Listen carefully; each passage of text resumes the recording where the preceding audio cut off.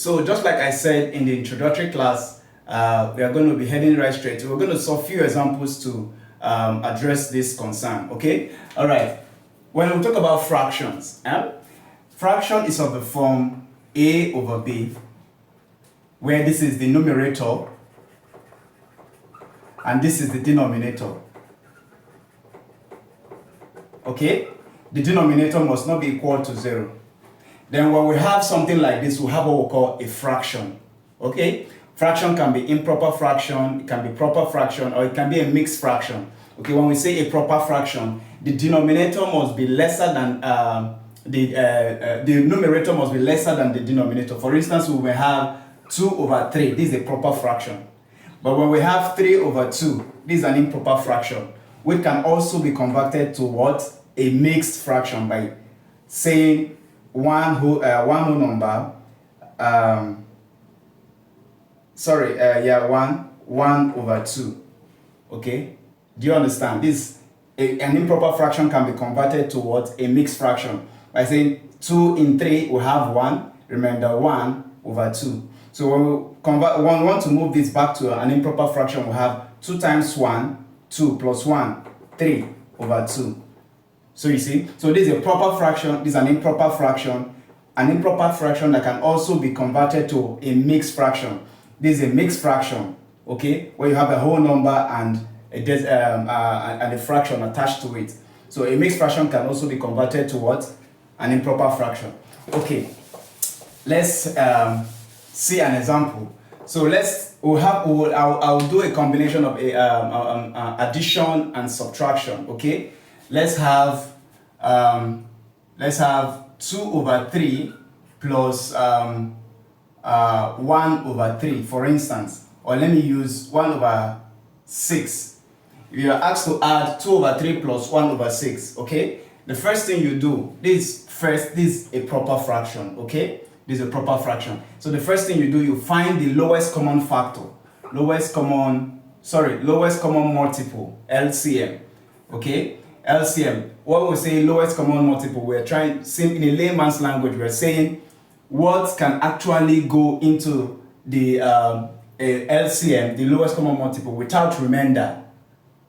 For instance, 3 can go in 6 without remainder. 3 in 6 is 2, okay? 6 can go in 6 without remainder, which is 6 in 6, which is 1, okay? So the LCM of this denominators is 6. Because 3 can go in 6 without remainder, 6 can go in 6 without remainder. If you don't want to wrap your head around that, what you simply do is just say 3 times 6, 18. You just multiply the denominators to get your LCM. Okay? So 3 can go in 18, 6 can go in 18 without remainder. However, that's why it's called a lowest common multiple. The lowest here means the lowest multiple that that the denominators can go into without remainder. So 18 can further be broken down into what? 6, because the denominators can also go in 6. So aside 6, this is the lowest. You can't go below this. If you are going below this, then it's below one of the denominators, which actually can't work. Okay, so 6 is the lowest common multiple. 18 is actually a common multiple, but it's on the high side. So we'll look for the lowest one. So the lowest here is 6. So let's work with 6. So this is how you go about it. Now you put your 6 here. 3 and 6 is 2. 2 times 2, 4. 6 and 6 is 1. 1 times 1, 1. 4 plus 1 is 5 all over 6. This is the 6. You bring it down. So this is a proper fraction. Okay? Alright. Let's look at another example. Let's have one whole number 2 over 3 plus 3 whole number 1 over 2 minus 1 whole number 1 over 4. Okay? Now, how do you go about this? First of all, this is a mixed fraction, so you convert them to a proper fraction or an improper fraction, whichever way. But this mixed fraction can also be converted. I hope you know that. Are you following? You don't just solve this way. You put it into a fraction, a proper fraction first. 3 times 1 is 3 plus 2 is what? 5 over 2. Now, we have converted this. This mixed fraction has been converted to a fraction, which is an improper fraction because the denominator is lower than the numerator. Okay, let's proceed. 3 times 2, 6 plus 1, 7 all over 2. Minus 4 times 1, 4 plus 1, 5 all over 4. So they are all improper fractions because we have a mixed fraction from the beginning. So in a nutshell, when you have a mixed fraction, you are likely to have an improper fraction. When you have a mixed fraction like this, you are likely to have an improper fraction by the time you do your conversions. Okay? All right. So we'll go find the LCM. 2, 2, 4. What can go without remainder? We can use 4. Okay? 4 is the lowest common multiple. Sorry. Remember I told you, if you can't get the lowest common multiple, what you just have to do is multiply all the numerators. 2 times 2, 4. 4 times 4, 16. When you use 16, it will go. But 16 is not actually the lowest common multiple. 8 will still go. 8 is a common multiple, but 8 is not the lowest. You can still go down. 4 is a common multiple, and 4 is the lowest. So let's use 4. I don't know if you understand it. Okay, now we'll proceed. 2 in 4, 2. 2 times 5, 10. Plus 2 in 4, 2. 2 times 7, 14. Minus 4 in 4, 1. 1 times 5, 5. This is how you solve for fractions, okay? So you now add your results. 10 plus 14, which is 24. 24 minus 5 will give us 19, right? If I'm not mistaken. Yeah, 24 minus 5 will give us 19. All right?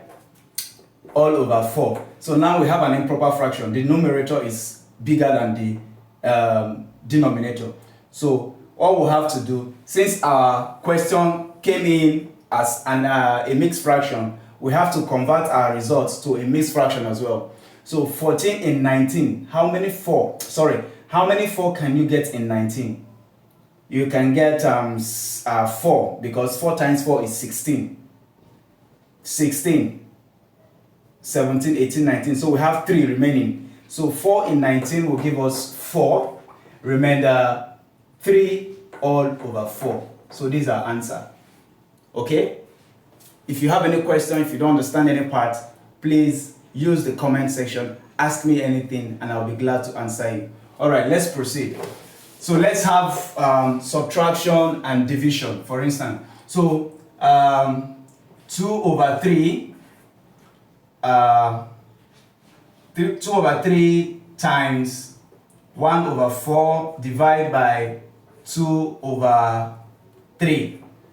Let's for instance, we have something like this, okay? Now, I don't know if you are conversant with what we call board mass, okay? Board mass. So we have brackets of division, multiplication, addition, and subtraction, okay? When you have a fraction in mixed signs in a fraction like this, ensure to follow this rule. Bracket, you solve for bracket first. If you have a bracket in your question, you solve for of the same thing as multiplication. You solve for division, you solve for multiplication, addition, then before subtraction. Now, in this question, which one comes first? We have division first, okay, before multiplication. So we have to solve for division first, okay? And now, how do you solve for division? For division, the right-hand side, the right-hand side will be the numerator will be interchanged with the denominator. The 2 will come down, the 3 will go up, while the sign here change to multiplication. Okay, so this is what we have. 2 over 3 times 1 over 4 times 3 over 2. Hello, are you following? This is how it's when you have a division, the right-hand side of your question, of your what you're solving, the denominator will be exchanged with the numerator. The denominator goes up, numerator comes down, while the sign changes to multiplication. So that's that. So we saw 2 times 3, 2 times, let's solve for the one in bracket first. 1 times 3, 3 all over 4 times 2, 8. Okay, and we'll proceed. 2 times 3, which is 6, all over 3 times 8, 24. Okay, so this can be divided further. 6 can go here 1, 6 can go here 4. So we have 1 over 4 as our result. All right, okay. So let's proceed to the next. Now under decimals, now I need you to be very attentive in this section now.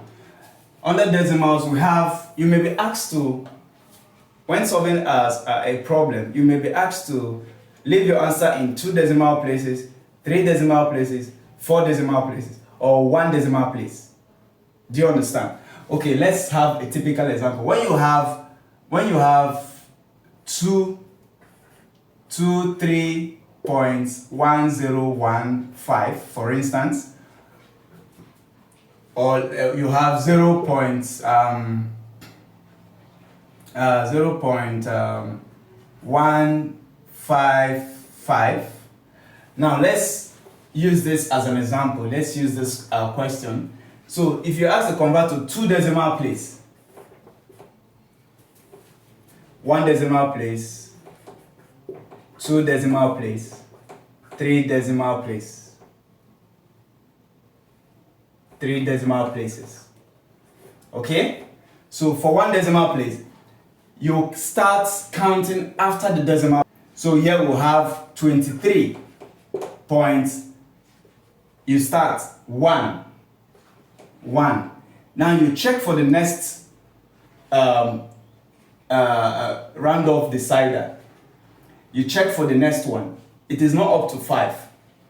So you leave your answer that way. Okay? It's not up to 5. You leave your answer that way. Now for 2 decimal place, you come. This is the 23.12. The next digit is not up to 5. Okay? You still leave it that way. 1, 0. This is 2 decimal place. Then for 3 decimal place, we have 23.123. Okay? Then the next one you check. Is it up to 5? Is this digit up to 5? Yes, it's up to 5. Then you round off. So you have 1, 0. You round off this to this, the digits before it to become 2. Then this becomes 0. Let me come again. When you're trying to convert to 3 decimal place, you count 1, 2, 3. The next digit is up to 5, so you can round it off. So you round off 1 to this place, so that you can have 1, 0, 2. So this becomes 2 because you have rounded off this next digit to have that 2 there. So this is it. So this for 1 decimal place, 2 decimal place, and 3 decimal places. Now for this one, the same procedure. This is for 1 decimal place, you have 0.1. Then you count. The next one is up to 5. Okay? Which we can round off. So you have 0.2 for 1 decimal place. Then for 2 decimal place, you have 1, 2. You round off 1, 6. Okay? For 3 decimal place, you have 0.123. This is your answer. Do you get it? It's nothing difficult. It's very easy. Just for you to understand how it's being done. So, in the nutshell, when you're solving for decimal places, your work or whatever you're doing starts after the decimal. So, we are going to see, okay, sorry, what we just did is under approximations. Sorry, not decimals. This is under approximations, under decimal numbers. Yes, this is under decimal numbers. Okay, please, this is under decimals.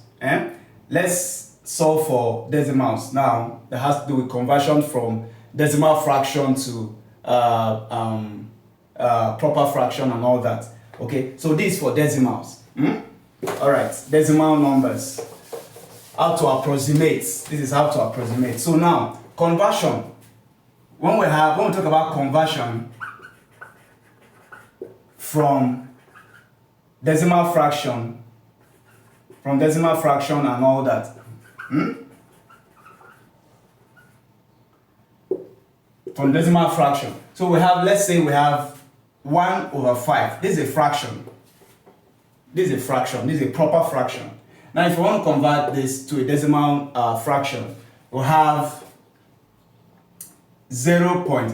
Now, 5 in 1, it cannot go, okay? So you add 0 to it. You add 0. 5 in 10 will give you 2. You have converted this proper fraction to a decimal fraction. This is how I got this. Okay, 1 over 5. 1, of course, 1 is lesser than 5. This is a proper fraction. So now, to convert a proper fraction to a decimal fraction, we'll have 0 point first. You put your 0 point first because the numerator is lesser than the denominator. So you start with your 0 point first. Okay? Now, if the numerator is higher than the denominator, there will be no need for 0 point because the denominator is lesser than the numerator. So it can actually go into. I don't know if you understand it. So since this one is lesser than this, we'll always have a 0 point to start with. Okay, now, when you do that, then the next thing you do, you add 0 to your numerator, making it 10. So 5 in 10 will give us what? 2. So there is no remainder. So 0.2 is a decimal fraction. Now, to convert this decimal fraction to a fraction, either a proper fraction or improper fraction or a mixed fraction, to convert a decimal fraction to a fraction, you have 0.2 will now be equal to 2 all over. This 2 all over. This 2 becomes 0, then the decimal 1. When you're converting a decimal fraction to a fraction, there must be a denominator of 1. There must be a denominator of 1. So we have, let me come again, 0.2. You put down the 2 all over. This 2 becomes 0. Then the decimal point here is written as 1. So we have 2 over 10. So 2 over 10 is divisible. You have 2 here 1, 2 here 5, which is equal to 1 over 5. For instance, again, when you have something like 0.213, for instance, to convert this to a fraction, you have 213. You write the number down first, the significant figures first, all over 1, 2, 3. 1, 2, 3. The decimal point 1. So there is a decimal fraction to a fraction, a proper fraction. Okay, this is how you convert.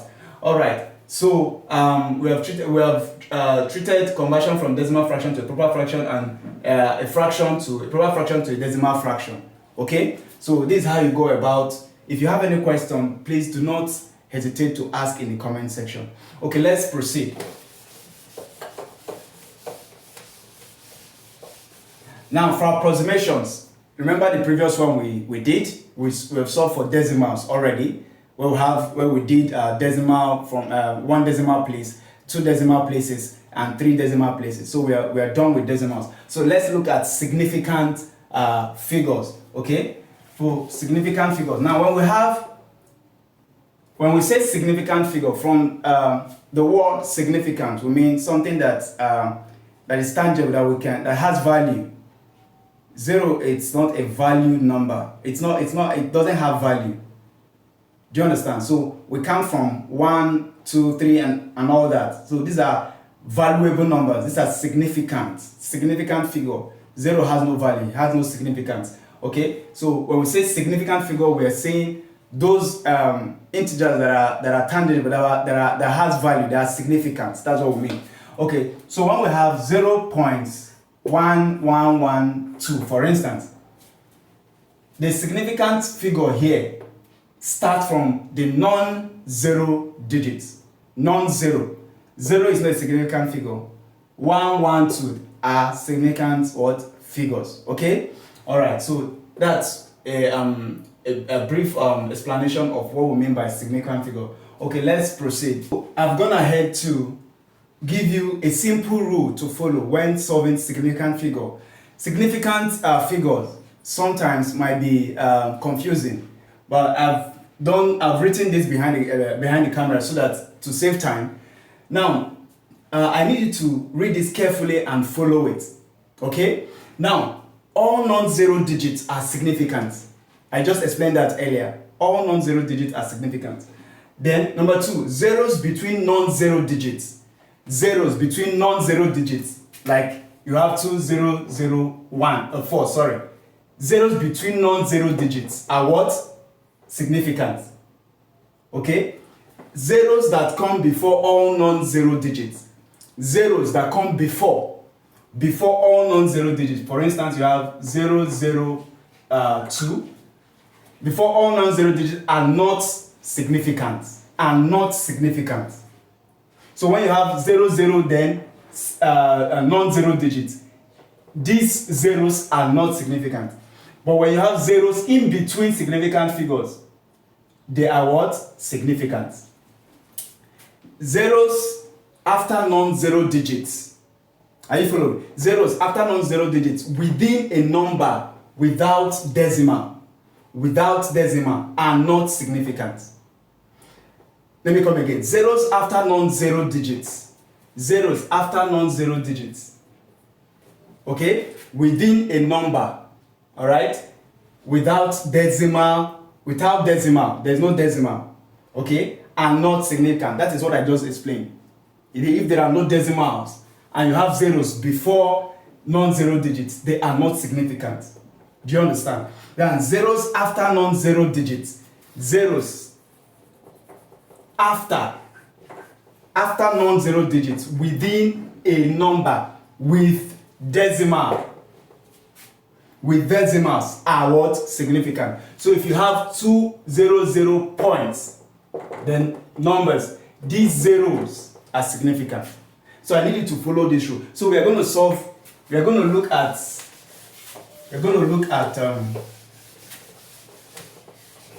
okay, let's say we have 0.00215. Now, these ones are not significant. So we have 215. So if you are asked to approximate to 3 significant and 2 significant figures, you have 0.0022. That's your answer. Then when you're asked to, for instance, you have 405.3, okay, and you're asked to convert to 2 significant figures. Now, for the fact that 0 is between 2 non-zero digits doesn't make the 0 insignificant. Please take note. So you have 1, 2. Then the next one is up to 5. Okay? So we have 4, 1, 0. You don't have any business with this because these are digits after the decimal place. Alright? These are digits after the decimal place. So you stop before the decimal. So you have 1, 2. The next one is up to 5. Then you round off. 4, 1, 0. Hello? Are you following? So that's that. Okay, let's say for instance we have a number like this as well. I think we have exhausted virtually most of the examples. So these are approximations that has to do with significant figure. If you have any problem you want us to solve under significant figures, please use the comment section and ask your questions. Okay, so that's that about significant figures. So let's look at whole numbers. Whole numbers. Whole numbers. Whole numbers. This one is very simple. Whole numbers are very simple to assimilate. So when we have whole numbers are simply numbers before the decimal. Anything after the decimal, it's a fraction. It's not a whole number. You can either have a whole number or a fraction, but you can actually have a whole number and a fraction. For instance, we have 2.51. This is a whole number, this is a whole number, this is a fraction. let me write it properly. 2.51. This 1 is a fraction, it's even less than 1. 0.51 is less than 1, and it's a fraction because of the decimal. Y2 here is the whole number. Okay, so when you're asked to convert 253.14 to a whole number, you just have 253. This is a whole number. Do not include this. Hello, are you following? 253 is a whole number because it is more than 1 and it is before the decimal.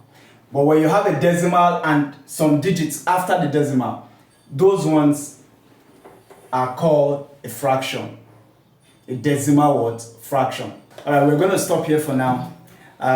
See you in the next class. Thank you for your time. Thank you for following up. Do not forget to like, share, and subscribe if you haven't done so. Hit the notification bell so you get notified when we upload new videos. Alright, see you in the next class.